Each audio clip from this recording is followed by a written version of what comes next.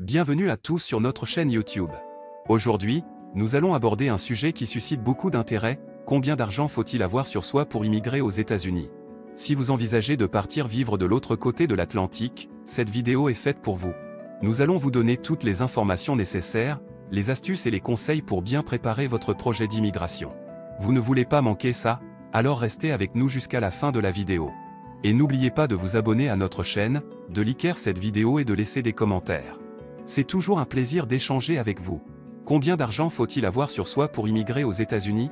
Les États-Unis, ce pays aux opportunités infinies et aux paysages variés, attire de nombreux immigrants chaque année. Que vous souhaitiez vous installer de manière permanente ou temporaire, l'une des questions clés qui se pose est la suivante: combien d'argent faut-il avoir sur soi pour immigrer aux États-Unis?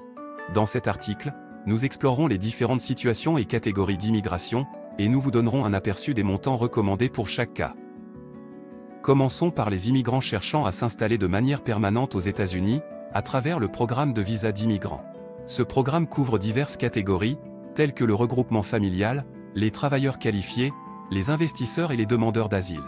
Les montants requis pour chaque catégorie varient en fonction des circonstances individuelles, mais il est essentiel de disposer de ressources financières suffisantes pour subvenir à vos besoins pendant votre séjour initial aux États-Unis. Cela garantit que vous ne deviendrez pas une charge pour le gouvernement américain et que vous pourrez vous intégrer facilement dans la société américaine. Pour les demandeurs de visa de regroupement familial, il est recommandé d'avoir des économies substantielles, notamment pour couvrir les frais de logement, de nourriture, d'éducation et de soins de santé. Il est difficile de donner un montant précis, car cela dépendra de la taille de votre famille, de la région dans laquelle vous vous installerez et de votre style de vie. Toutefois, il est raisonnable de prévoir entre 10 000 et 20 000 $ pour une famille moyenne, en plus des frais de visa et des dépenses de voyage. Les travailleurs qualifiés, quant à eux, devront prouver qu'ils disposent de moyens financiers suffisants pour subvenir à leurs besoins avant de trouver un emploi aux États-Unis. Les montants recommandés varient en fonction du nombre de personnes dépendantes et de la région d'installation. Par exemple, dans certaines régions à coût de la vie élevé comme New York ou San Francisco, il est recommandé d'avoir au moins 10 000 $ par personne en plus des frais de visa et des billets d'avion.